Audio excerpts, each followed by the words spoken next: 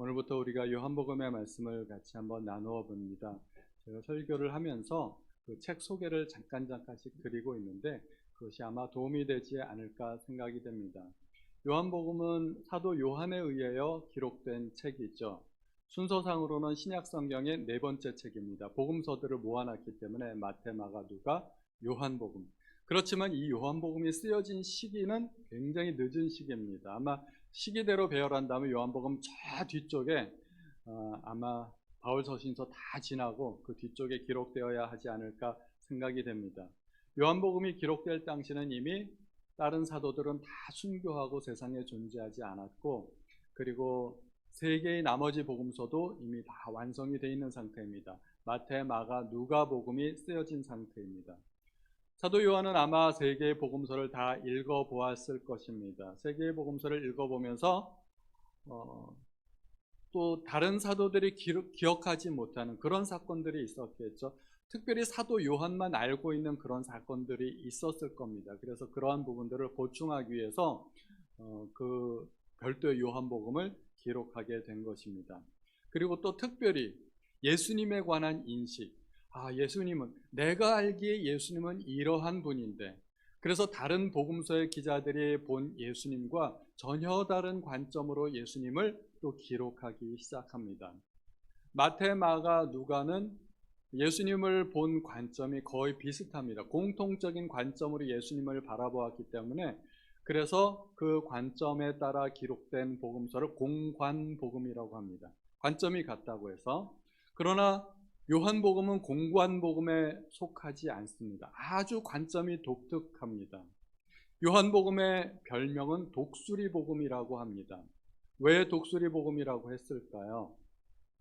새들 중에, 모든 짐승들 중에 유독 독수리만 두 눈을 똑바로 뜨고 태양을 바라볼 수 있다고 합니다. 두 눈 똑바로 뜨고 태양 쳐다보면 눈 버리잖아요. 시력을 잃어버리게 됩니다. 그러나 독수리만큼은 그렇게 할 수 있습니다. 요한복음은 예수님을 하나님의 아들로서 직시하고 똑바로 쳐다보고 있다는 점에서 다른 복음서들과 매우 다르다는 것입니다. 요한복음은 시작부터 다른 복음서들과 다르게 아주 탁월하게 시작합니다. 예를 들면 창세기는 태초에 하나님이 천지를 창조하시니라 하고 폭탄적인 선언으로 시작합니다. 여기에는 어떤 증거도 증명도 없습니다. 그냥 선언입니다. 요한복음도 똑같습니다. 태초에 말씀이 계시니라. 그리고 그 말씀을 곧 하나님이시라고 합니다. 마태복음은 예수님을 소개하면서 다윗의 후손으로 오신 예수님을 소개합니다. 그래서 족보가 있죠. 다윗 왕가의 족보를 아주 자세하게 기록을 해놓았습니다. 또 누가복음은 인간 예수를 소개하면서 예수님의 족보를 아담까지 거슬러 올라가는 그런 족보를 소개합니다. 마가복음은 예수님을 종으로서 표현하죠. 그래서 아예 족보 같은 거는 넣어놓지도 않았습니다. 그러나 요한복음에서는 예수님을 로고스이신 하나님의 말씀으로, 빛으로, 창조주로 소개하고 있습니다. 니고데모와 상담할 때 주님은 내가 하늘에서 내려온 자라고 말씀하셨습니다. 오병이어의 사건 이후에 나는 하늘에서 내려온 살아있는 떡이라고 또 말씀하셨습니다. 주님의 부활과 승천에 관해서도 주님은 이전에 있던 곳으로 다시 올라가는 것으로 설명을 하셨죠. 요한복음 17장의 그 유명한 제자들을 위한 기도, 거기서도 주님은 창세전에 아버지와 함께 가졌던 영광에 대해서 말씀하십니다. 그만큼 요한복음의 관점은 예수님의 신성에 초점이 맞추어져 있는 것입니다. 그래서 요한복음을 읽다 보시면은 굉장히 쉬운 내용도 있고 심오하고 어려운 내용도 있습니다. 쉽게 이해하지 못하는 그런 어려운 부분도 있습니다. 한번 요한복음 여행을 같이 시작해 보겠습니다. 오늘 본문은 유명한 내용이죠. 갈릴리 가나에 혼례가 있었다는 내용으로 이야기가 시작이 됩니다.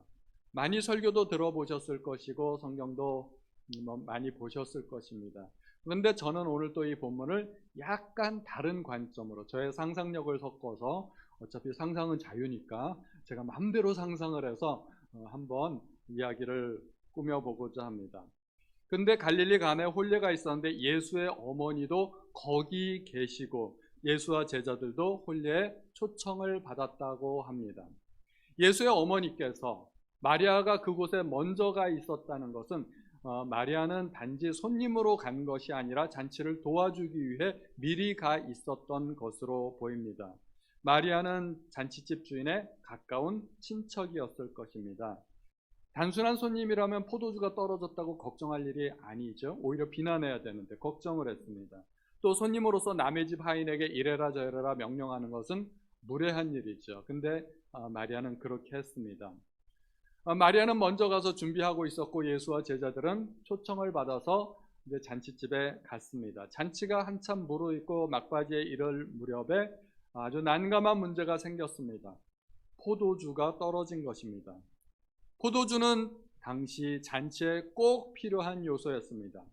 물이 귀하던 당시 이스라엘 지역에서는 물 대신에 포도주를 사용하는 일이 많았습니다. 특별히 잔치에서는 없어서는 안 되는 것이죠. 우리는 포도주를 와인이라고 해서 또 술로서 생각하지만 이스라엘 사람들에게 포도주는 거의 음료수와 같았던 것이죠. 특별히 잔치에서는 빠지면 안 되는 그런 필수 준비물이죠. 그런데 포도주가 떨어졌으니 아주 어려운 상황이 된 것입니다. 아마도 예상보다 하객들이 더 많이 왔을 수도 있습니다. 그러면 잔치 자리가 완전히 북새통이 되겠죠. 예상보다 더 많은 사람들로. 그러면은 예상하지 못했던 그런 일들이 생기는 것입니다. 그때 예수의 어머니께서는 예수께 포도주가 떨어진 것을 이야기합니다. 예수께서는 처음에 거절하셨습니다. 그러나 그것에 굴하지 않고 마리아는 하인들에게 당부를 또 하죠. 너희에게 무슨 말씀을 하시든지 그대로 하라. 주님은 하인들에게 명령을 내리셨습니다. 돌 항아리에 물을 채워라. 당시 이스라엘 지역에 다니는 사람들은 샌들을 신고 다녔기 때문에 그 샌들을 신고 거리를 다니다 보면 흙먼지가 일어가지고 발이 더럽게 되는 경우가 많습니다. 그래서 남의 집에 들어갈 때는 그 집 문 앞에 놓여 있는 돌 항아리에서 물을 떠서 손과 발을 씻고 그 집에 들어가는 것이 보통의 관례였습니다. 이날은 하객들이 많았기 때문에 항아리의 물이 아마 다 떨어졌을 것입니다. 하인들은 이해가 잘 되지는 않았지만 믿음으로 순종했더니 물이 포도주가 되는 놀라운 일이, 기적과 같은 일이 일어났다는 것입니다. 그것이 오늘 본문의 주된 내용입니다.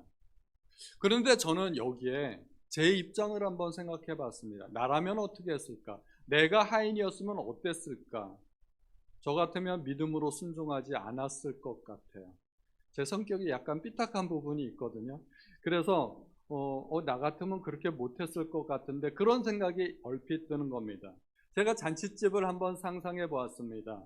모든 잔치집은 분주하죠. 사람들이 많이 오고 그러기 때문에 와글와글 바글바글 분주합니다.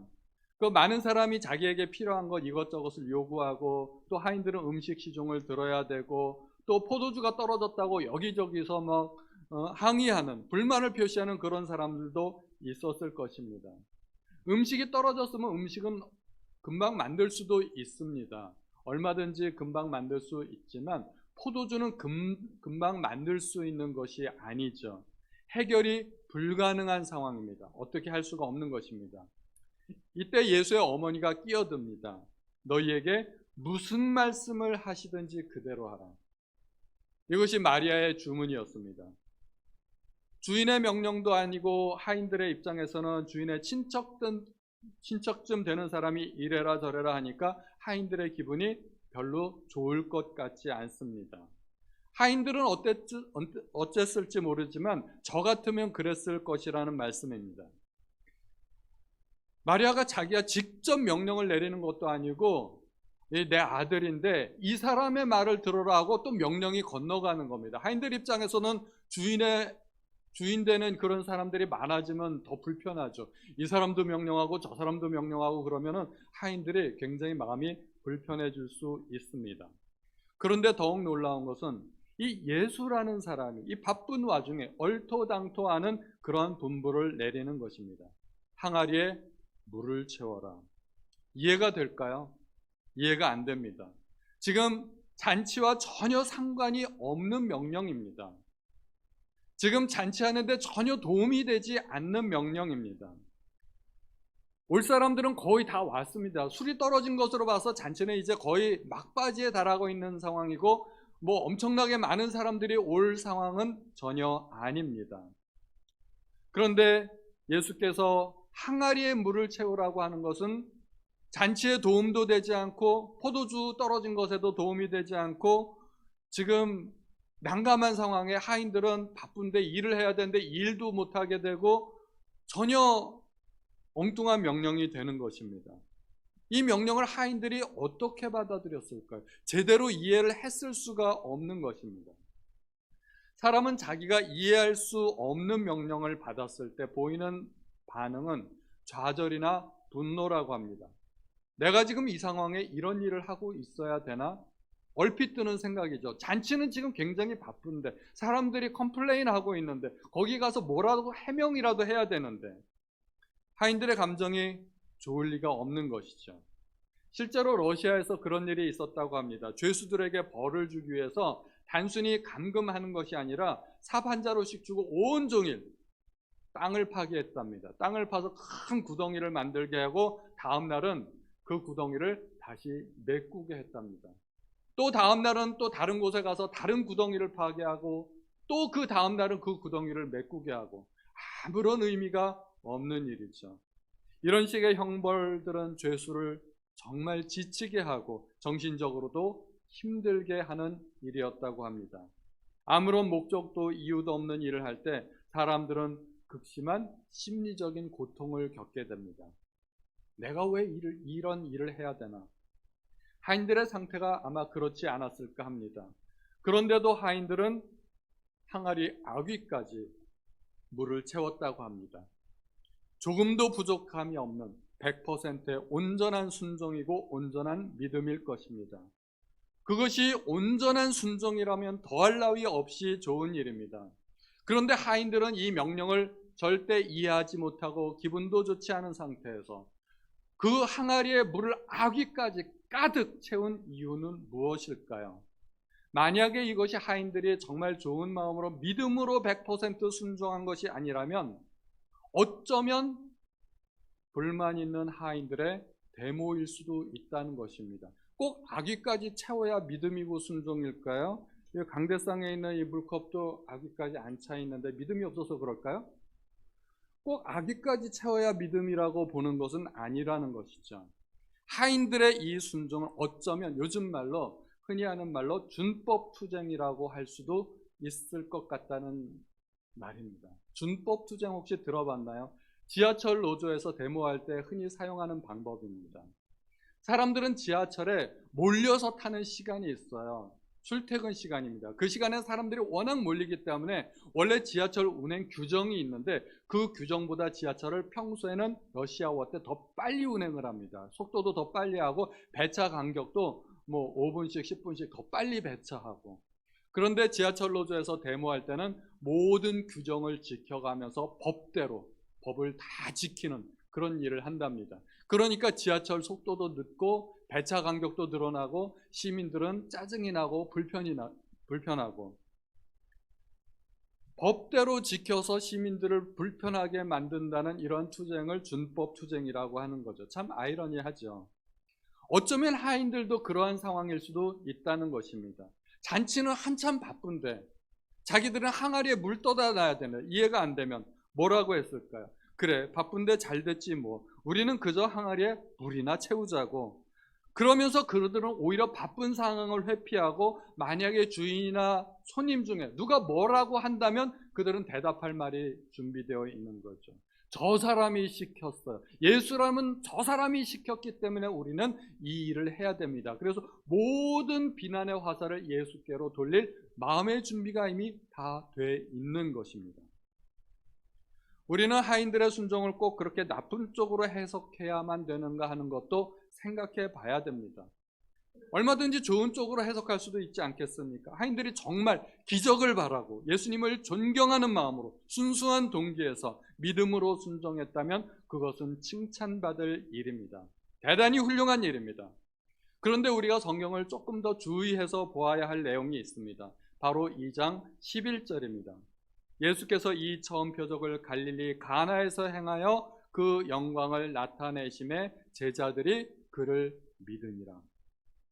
이 가나의 혼례잔치가 예수님의 처음 표적을 베푸신 장소라는 것입니다. 다시 말씀드리면 이 사건 이전에는 예수님께서 그 어떠한 표적도 행하신 일이 없다는 것입니다. 단 한 번도 병자를 고치신 적도 없고, 단 한 번도 귀신을 내어 쫓으신 적도 없고, 물 위를 걸으신 적도 없고, 바람과 바다를 잔잔케 하신 적도 없고, 오병이어의 사건을 베푸신 적도 없습니다. 아무것도 없었습니다. 심지어 제자들까지도 이 표적을 통해서 예수님을 믿게 되었다고 이야기하고 있습니다. 그러므로 예수님을 바라보는 보통 사람들의 시각은 무엇일까요? 평범한 한 갈릴리 청년에 지나지 않는다는 것입니다. 하인들이 예수님에 대해 본 것도 없고 들은 것도 없고 예수님에 대한 믿음이 뭐가 있을 수가 있을까요? 예수님을 하나님의 아들로서 믿을 수 있는 근거가 전혀 없다는 것입니다. 만약에 믿음이 있었다면 그 믿음의 내용은 도대체 무엇이었을까요? 우리가 이렇게 항아리에 물을 채우면 이게 포도주가 될 거야. 그런 믿음이 있었을까요? 제 생각에는 그렇지 않았을 것 같아요. 하인들은 예수님을 하나님의 아들로서 믿을 수 있는 근거가 전혀 없었습니다. 그들에게 믿음으로 순종하는 일이 있을 수가 없었다는 거죠. 하인들에게 예수님의 명령은 그저 처음 보는 낯선 청년의 무례하고 황당한 요구에 지나지 않는다는 것입니다. 하인들의 순종에 관해서 과연 믿음으로 순종한 것이냐 아니냐에 관해서는 사실상 논란의 여지가 있을 수 있습니다. 저는 이렇게 보았지만 또 다르게 볼 수도 있습니다. 사람의 마음을 알 수가 없는 것이기 때문에 그것은 상상과 추측에 맡겨질 수밖에 없습니다. 그러나 그 누구도 부인할 수 없는 한 가지 사실이 있습니다. 하인들은 시키는 대로 했다는 것입니다. 순종입니다. 항아리에 물을 채우라 하셨더니 항아리에 물을 아귀까지 채웠습니다. 그것을 퍼다가 연회장에게 갖다 주어라 하셨더니 퍼다가 연회장에게 갖다 주었습니다. 그리고 물은 결국 포도주가 되었습니다. 그러면 하인들의 순종, 믿음 없이 억지로, 그것도 심통으로 그렇게 순종하는 것도 순종이라고 볼 수가 있을까요? 그것은 아마 올바른 순종이라고 말할 수 없을 것입니다. 그러면 불순종일까요? 시키는 대로 하기는 했으니까 또 불순종이라고 말하기도 또 어려울 겁니다. 그러면 어찌되었건 간에 행동을 보면 한 거니까 그것도 순종이 아니겠습니까? 올바르지 못한다 할지라도 순종은 순종이라고 말할 수 있다는 것입니다.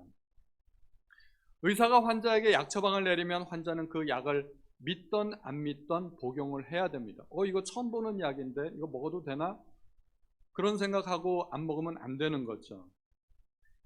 아무리 약을 믿어도 약을 안 먹으면 환자는 안 낫습니다. 그러나 약을 믿지 않고 의사에 대한 불신이 있고 아무리 짜증을 내면서 약을 먹어도 그 약이 올바로 된 처방이라고만 하면 병은 분명히 나을 것입니다. 순종은 바로 그와 같은 것입니다. 순종의 능력과 믿음과는 별 관계가 없을 수도 있다는 것입니다. 그런데 우리는 늘 믿음으로 순종한다는 말을 많이 들었습니다. 순종을 믿음의 결과로 생각해 왔습니다. 믿음이 좋은 사람이 순종을 잘하고 믿음이 없으면 순종도 못하는 것으로 생각했습니다.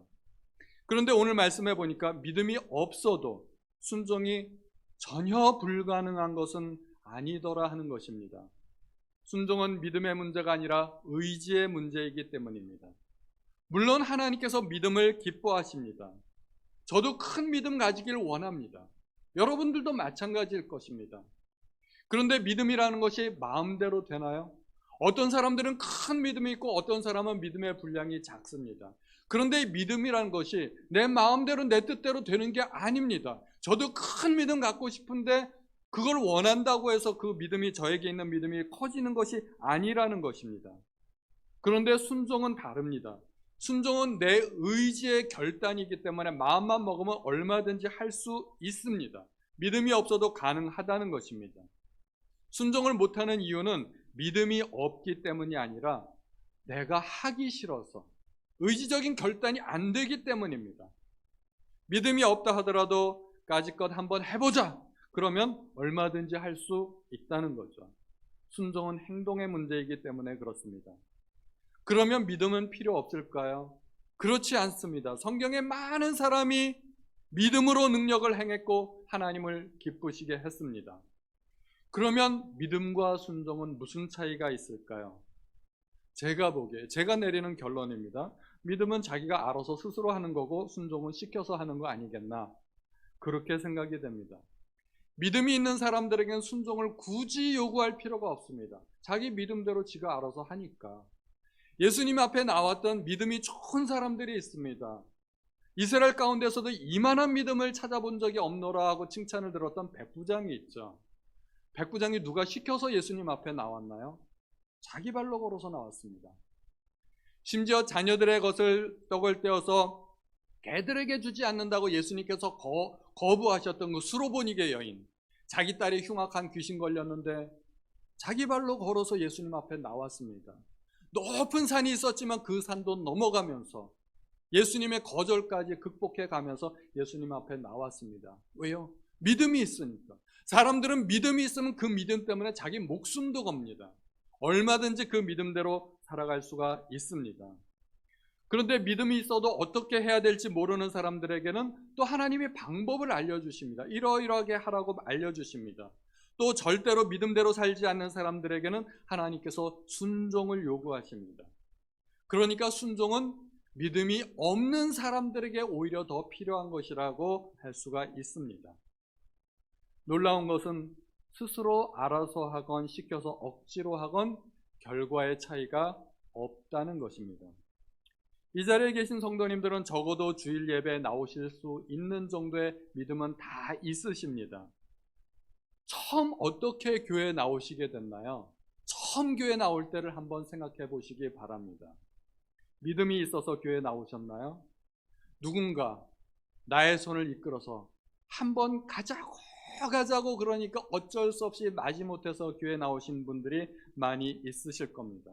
교회에서 선물 준다니까 호기심에서 나오신 분들도 있고 이런저런 여러 가지 이유 때문에 교회에 나왔지 우리가 처음부터 믿음이 있어서 교회에 나온 것이 아니라는 말입니다. 모태신앙도 마찬가지입니다. 신앙이 있어서 교회 나올 리가 없죠. 아기 때부터 나왔는데.